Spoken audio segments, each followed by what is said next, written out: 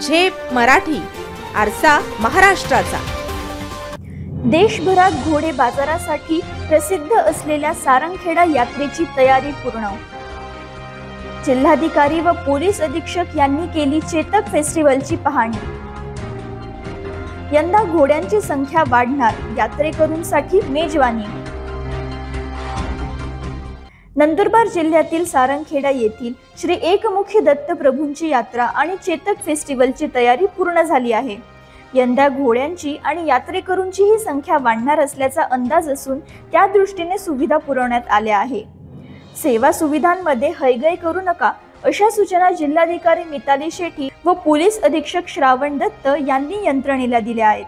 14 डिसेंबर पासून या यात्रोत्सवाला सुरुवात होत असून यात्रेचे नियोजन व पूर्वतयारीचा आढावा घेऊन अधिकाऱ्यांनी यात्रा परिसराची पाहणी देखील केली।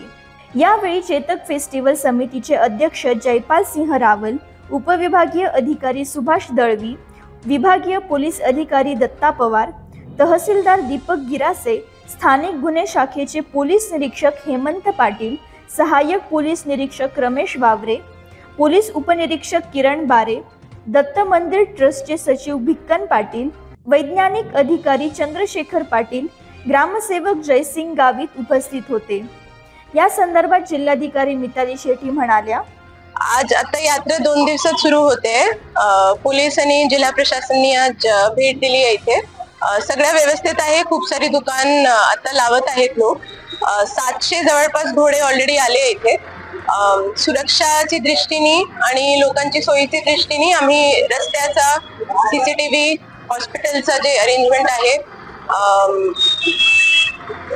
तर उद्या परत एक आरटीओ आपल्या रस्त्याची पाहणी परत होतील। जेवणाची सोय सगळी बघितली, लाइटिंग वगैरे बघितली, गावामध्ये एक चक्कर मारला, मंदिरामध्ये एक चक्कर मारला।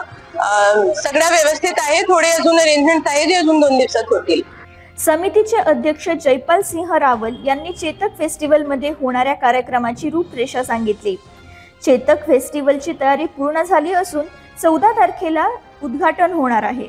या ठिकाणी अश्वांची स्पर्धा होणार असून देखाव्याचे भव्य प्रवेशद्वार बनवण्यात येत आहे। सुरक्षिततेच्या दृष्टीने संपूर्ण परिसरात सीसीटीव्ही कॅमेरे बसवण्यात आले आहे। प्रतिनिधी समाधान ठाकरे, झेप मराठी, दोंडईच्या। अशाच वेगळ्या आणि ताज्या बातम्यांसाठी पाहत रहा झेप मराठी, आरसा महाराष्ट्राचा। संपादक प्राध्यापक अनिल चव्हाण, धुळे।